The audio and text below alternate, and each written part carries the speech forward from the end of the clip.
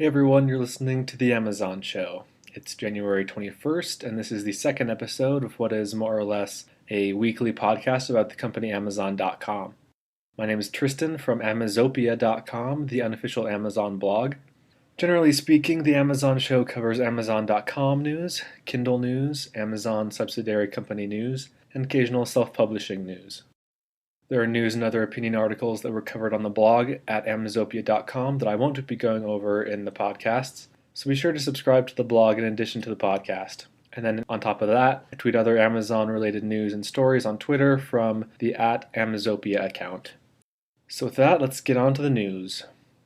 Amazon-owned Zappos.com and Zappos-owned 6pm.com were hacked Sunday evening. The hacker gained access to 24 million customers' information. Here's a summary of the bad news straight from an email sent by Zappos to its customers. We are writing to let you know that there may have been illegal and unauthorized access to some of your customer account information on Zappos.com, including one or more of the following: your name, email address, billing and shipping addresses, phone number, the last 4 digits of your credit card number, and or your cryptographically scrambled password but not your actual password.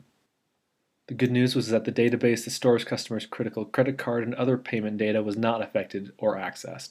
Zappos ended up resetting everyone's passwords to prevent unauthorized access, and the passwords could then be reset by the customers. And moving on from that only slightly, now a class action lawsuit has been filed against Amazon.com and Zappos because of the security breach. The lawsuit states that Amazon violated part of the Fair Credit Reporting Act by not properly encrypting and securing customer information. This kind of case is apparently rarely won by the plaintiffs, however, because they have to prove that they have been harmed by the data breaches, and this is not often the case. Amazon-owned LoveFilm, which is Europe's equivalent to Netflix here in the US, has just signed a deal with ABC to allow customers in the UK to stream some popular ABC television shows. Starting this month, shows like Castle and Lost will be available, with Desperate Housewives, Happy Endings, Grey's Anatomy, Ghost Whisperer, and Brothers and Sisters to be made available later in the year. According to an Amazon press release, shows will be launched on LoveFilm as full seasons after their first run on UK pay or free TV. Previous seasons of some series will even be available to members before the next season airs on UK television. Amazon Prime members in the US can currently watch Lost and Grey's Anatomy for free, but the other shows are currently not available for free from Amazon.com. Also, Amazon's LoveFilm just announced that its customers will be able to stream and watch LoveFilm movies from their LG Smart TVs, with Roku support coming soon. Roku is a maker of small boxes that you hook up to your TV that let you stream and watch videos from a variety of streaming video providers. According to the Roku product page on Amazon.co.uk, the LoveFilm compatible Roku will be available starting February 3rd.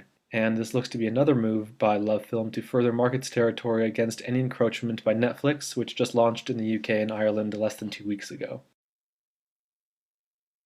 I wrote on the blog at Amazopia.com a couple weeks ago about what we can expect from Amazon in 2012. One of the things I mentioned was a Kindle and Kindle store launch in Brazil. Now it's looking like that should happen sometime in the next 6 months. Amazon just hired an executive in Brazil to prepare for the launch. His name is Mauro Widman, and he has the title of vendor manager for the Kindle. Widman is an engineer who worked for the past year and a half developing the ebook platform at Livraria Cultura, one of the largest bookstore chains in Brazil. After finishing up his training at Amazon headquarters in Seattle in a couple weeks, Widman's job will be to get Brazilian publishers on board with the Kindle format.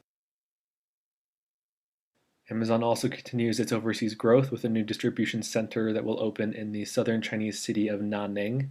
Nanning is the capital of Guangxi Zhuang Autonomous Region, which is down by the Vietnamese border. The plan is for Amazon to sink about 600 million yuan, or 95 million US dollars, into the center, which will generate at least 200 million yuan, or about $32 million annually, in addition to about 1,000 new jobs.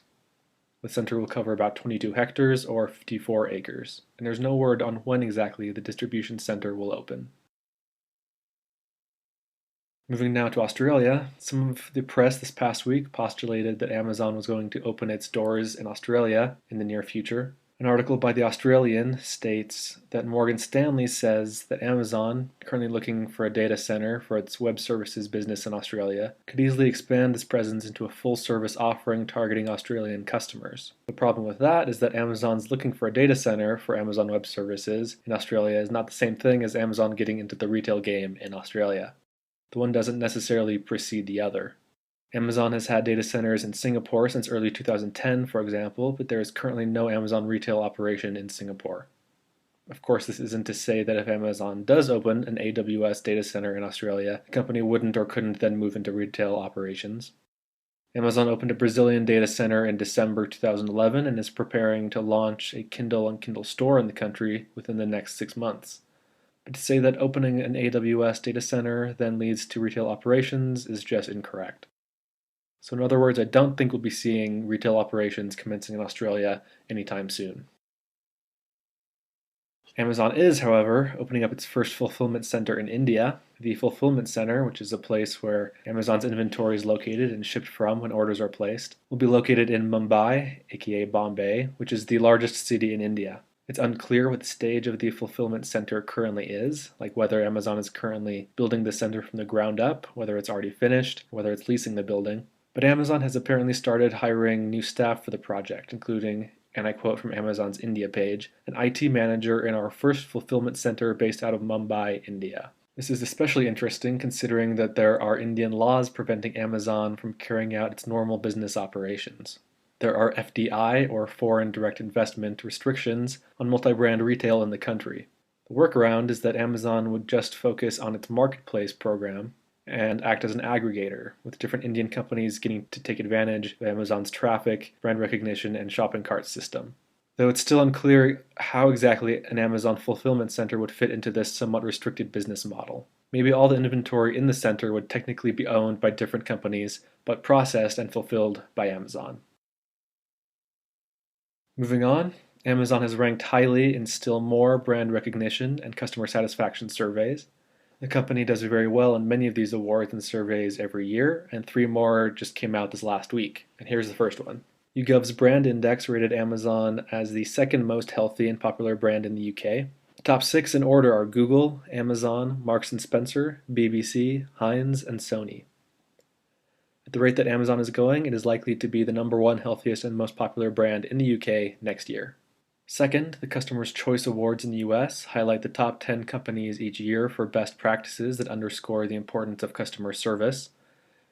This year, the number 1 spot went to Amazon, the second to LL Bean, and the third to Amazon-owned Zappos.com. Amazon has jumped forward to the 26th most valuable brand in the world, according to Interbrand's Top 100 Brands list. That's up from number 36 last year. The Amazon.com brand is currently valued at $12.75 billion. This measure of brand strength is calculated based on 3 things. 1, the company's financial performance. 2, the role of the brand in customers' purchasing decisions. And 3, the strength and robustness of the brand. Coca-Cola ranks as the number 1 most valuable brand in the world at $71.86 billion, while Apple, coming in at number 8 overall, enjoyed a whopping 58% increase in brand value over the last year. The Kindle Touch and Kindle Fire each got new over-the-air software updates this week. Amazon is vague on the details, but reports say that now with Kindle Touch Update 5.03, the menu response is faster, page turns are quicker, highlighting paragraphs is easier and smoother, and accuracy of link touching has improved. With Kindle Fire Update version 6.22, the only visible update is that the web browser has a full-screen view mode, which is a very nice addition. The last update to the Kindle Fire software before this was a little less than a month prior. The updates for both devices occur automatically if you turn their wireless capabilities on. Varying analyst reports have said that Amazon loses between $3 and $50 on each Kindle Fire, the idea being that the company makes up for it in the sale of more digital and physical goods for and from the device. The new lowdown from RBC Capital analyst Ross Sandler is that, based primarily on frequency of digital product purchases, Amazon profits a tidy $136 per device over the lifetime of the device. To finish up, and this is my favorite news item for the week, self-published author Joe Konrath wrote a blog post last week in which he revealed that he made $100,000 in just 3 weeks, just from his inexpensive Kindle ebooks. The best part of the story is that each one of his self-published ebooks was rejected by all of the big 6 print publishers. When he wrote the post on January 11th, Konrath said that he was making about $3,500 a day. To give us an idea of the growth in sales he's experienced over the past few years, he said that he made $34,000 for the whole month of January in 2011 and $2,300 for the whole month of January in 2010. In April 2009, the first month of self-publishing on the Kindle platform, he made $1,450. Well, that's all for this week's episode of The Amazon Show. Please leave a review of the podcast on iTunes if you liked it. Also, be sure to check out the blog at Amazopia.com, or you can just type in theamazonshow.com and you'll be redirected there for more great articles and more details on the news items discussed here. You can also follow at Amazopia on Twitter for even more news updates. Again, I'm Tristan, and thanks for listening.